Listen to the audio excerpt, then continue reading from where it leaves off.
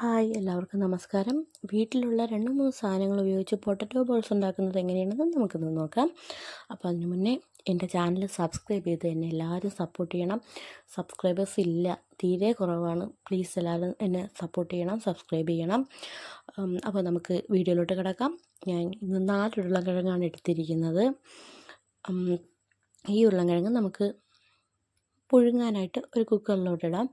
ഒരു 5-6 വിസിൽ വെക്കുമ്പോഴത്തേക്ക് നമ്മൾ ഉരുളക്കിഴങ്ങ് റെഡിയാവും. അപ്പോൾ ഞാൻ ഉരുളക്കിഴങ്ങ് ഇട്ടിട്ട് കുറച്ച് ഉപ്പും കൂടി ഇട്ട് കൊടുത്തിട്ടുണ്ട് കേട്ടോ. ഇനി നമുക്കിത് സ്റ്റൗവിലോട്ട് വയ്ക്കാം. അതവിടെ ഇരുന്ന് വിസിലടിക്കുന്ന നേരം കൊണ്ട് നമുക്ക് ഒരു സവാള എടുത്ത് തൊലി കളഞ്ഞ് കുനുകുന അരിയാം.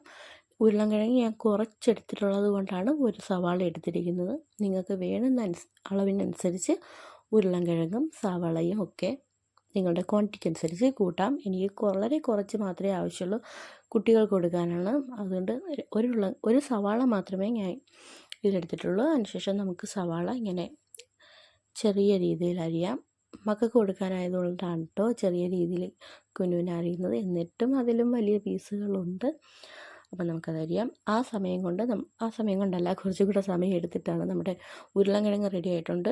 അതിട്ട് തണുത്തതിന് ശേഷം നമുക്ക് അതിൻ്റെ എല്ലാം തൊലി ഇങ്ങനെ കളഞ്ഞെടുക്കാം. സാധാരണ ഉരുളക്കിഴങ്ങ് നമ്മൾ വേവിച്ചിട്ട് അതിൻ്റെ തൊലി കളയാൻ വളരെ എളുപ്പമാണ്. പക്ഷേ എൻ്റെ ഉരുളക്കിഴങ്ങ് എൻ്റെ ചതിച്ചു.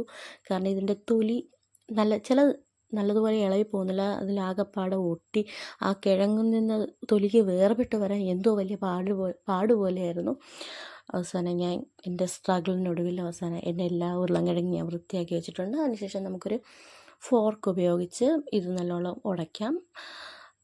ഒരു പച്ചമുളക് പിച്ചല്ലേ, അമ്മ നട്ട മുളകാണ് കേട്ടോ. ഇങ്ങനെ ഡയറക്റ്റ് ചെന്ന് ഈ മുളകിൽ നിന്ന് ഫ്രഷായിട്ട് നമ്മളൊരു മുളക് പിച്ചെടുത്തിട്ടൊന്ന് കുക്ക് ചെയ്യുന്നതിൻ്റെ ഒരു സുഖം അത് വേറെ തന്നെയാണ്. ഞാൻ നട്ട മുളകല്ല, അമ്മ നട്ട മുളകാണ്. പക്ഷേ അമ്മ നട്ടതായാലും ആ സുഖം എനിക്ക് അതുപോലെ തന്നെ കിട്ടും.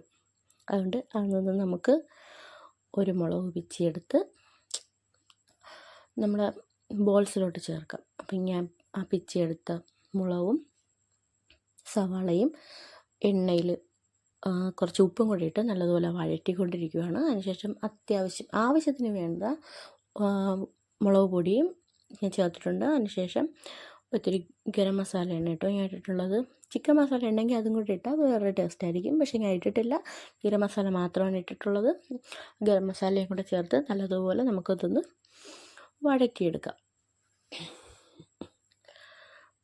ചിക്കൻ മസാല വേണമെങ്കിൽ ഉപയോഗിക്കാം, നല്ല ടേസ്റ്റാണ്, നല്ല മണമൊക്കെയാണ്. പക്ഷേ ഞാൻ ഇതിലിട്ടിട്ടില്ല, ഞാൻ ഗരം മസാല മാത്രമേ ഇതിലിട്ടിട്ടുള്ളൂ. അപ്പോൾ നമുക്ക് നല്ലതുപോലെ ഒന്ന് വഴറ്റിയെടുക്കാം.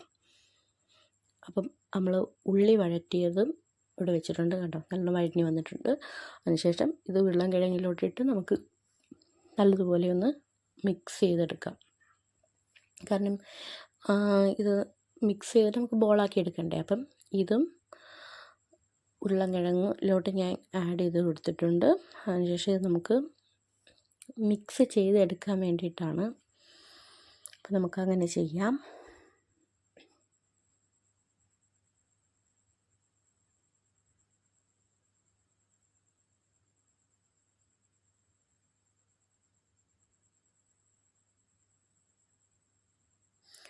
അതിനുശേഷം ഞാൻ കുറച്ച് പൊടി ഇട്ട് കൊടുത്തിട്ടുണ്ട് കേട്ടോ.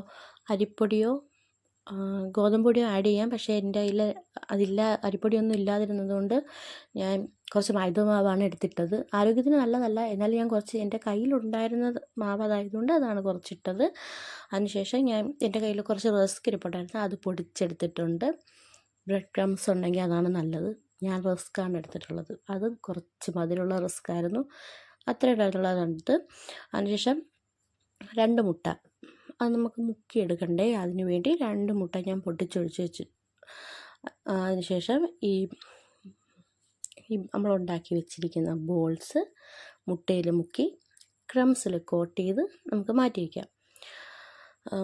ആ പൊടി വളരെ കുറവാണ്, എല്ലാത്തിനും വേണ്ടി തികയത്തില്ല, എന്നാലും ഉള്ളത് കൊണ്ട് നമുക്ക് അഡ്ജസ്റ്റ് ചെയ്യാം. എല്ലാം പതിയെ സാവകാശം നമുക്കിത് വെക്കാം. നിങ്ങളെൻ്റെ ചാനൽ സബ്സ്ക്രൈബ് ചെയ്യണം. പിന്നെ നിങ്ങളെൻ്റെ ചാനൽ അറിയാവുന്ന എല്ലാവർക്കും ഷെയർ ചെയ്ത് കൊടുക്കണം. കാരണം ഇങ്ങനെ ഒരു കലാകാരിയുള്ള വിവരം നിങ്ങൾ ഈ ലോകത്തെ മുഴുവൻ അറിയിക്കണം. സോ എന്നെ സപ്പോർട്ട് ചെയ്യണം. നമ്മൾ എല്ലാം മുക്കി വെച്ചിട്ടുണ്ട്. അപ്പം നമുക്കിത് എല്ലാത്തിലൊന്നും പറ്റിയിട്ടില്ല, ചിലതിലൊക്കെ പറ്റിയിട്ടുള്ളത്, പറ്റാത്തത് എനിക്കും പറ്റിയത് അവർക്കും. അപ്പം നമുക്കിതെല്ലാം കൂടെ ഫ്രൈ ചെയ്തെടുക്കാം. ചെറിയ പാത്രം എടുത്തിരിക്കുന്നതുകൊണ്ട് 4 എണ്ണം ഇട്ട് നമുക്ക് ഫ്രൈ ചെയ്യാം. ഒരുപാട് എണ്ണമായാൽ ഭയങ്കര ഇത്തിരി പാടായിരിക്കും. അതുകൊണ്ട് 4 എണ്ണം പൊരിഞ്ഞ് വരട്ടെ. നല്ല രീതിയിൽ നമുക്ക് ഫ്രൈ ചെയ്തെടുക്കാം. ഇത് അവിടെ ഇവിടെ ഒന്നും പൊട്ടിപ്പോവാതെ നല്ല രീതിയിൽ ബോളായിട്ട് തന്നെ എനിക്ക് കിട്ടാനാണ് ഞാൻ പ്രാർത്ഥിക്കുന്നത്. അപ്പം സാധാരണഗതിയിൽ പൊട്ടിപ്പോവും, ഇത്തവണ പൊട്ടിയില്ല, നല്ല ബോളായിട്ട് തന്നെ കിട്ടിയിട്ടുണ്ട്. അത് തണുത്തതിന് ശേഷം നമുക്ക് ഈ ഒരു പാത്രത്തിലേക്ക് അത് ഇട്ട് കൊടുക്കാം. ഇത്രയും ഞാൻ ഉണ്ടാക്കി കേട്ടോ. ഒരു വലിയ ഷേപ്പൊന്നും ഇല്ലെങ്കിലും ടേസ്റ്റ് ഉണ്ടായിരുന്നു, നല്ലതായിരുന്നു. മകൾക്കൊക്കെ നല്ലതുപോലെ ഇഷ്ടപ്പെട്ടു. അപ്പോൾ അതെല്ലാം അതിൽ സെറ്റ് ചെയ്തതിന് ശേഷം നമുക്ക് കുറച്ച് ടൊമാറ്റോ സോസും കൂടെ നമുക്ക് അതിൻ്റെ സൈഡിൽ വെച്ച് കൊടുക്കാം. ടൊമാറ്റോ സോസ് മക്കൾക്ക് ഭയങ്കര ഇഷ്ടമാണ് ഇതിൻ്റെ കൂടെ കഴിക്കാനായിട്ട്. അപ്പം അതും ഞാൻ വെച്ച് കൊടുത്തിട്ടുണ്ട്. ഇത് ഇത്ര ആയപ്പോഴൊരു കട്ടൻ ചായയുടെ കുറവ് ഫീൽ ചെയ്തു. അപ്പം ഞാൻ ഇതിൻ്റെ കൂടെ തന്നെ ഒരു കട്ടൻ ചായ കൂടെ ഇട്ട് നമുക്ക് ആ കട്ടൻ ചായയും ഈ പൊട്ടറ്റോ ബോൾസും ഈ സോസും കൂടെ ആയിട്ട് വൈകുന്നേരം കഴിക്കാം. മക്കൾക്ക്, എല്ലാ കുഞ്ഞു മക്കൾക്കും ഇഷ്ടപ്പെടും. ഒരുപാട് എരിയൊന്നുമില്ല. നിങ്ങളുടെ മക്കളുടെ എരിക്കനുസരിച്ച് ഇത് എരിയുടെ അളവ് കൂട്ടുകയും കുറയ്ക്കുകയും സാധനങ്ങളുടെയൊക്കെ എന്താണോ ഇഷ്ടം അതിനനുസരിച്ച് നമുക്കിത് വയ്ക്കാവുന്നതാണ്. കുഞ്ഞുങ്ങൾക്കെല്ലാം ഇഷ്ടമാവും. എൻ്റെ മക്കൾക്ക് വളരെയധികം ഇഷ്ടപ്പെട്ടു. അപ്പോൾ ഇതാണ് ഇന്നത്തെ വൈകിട്ടത്തെ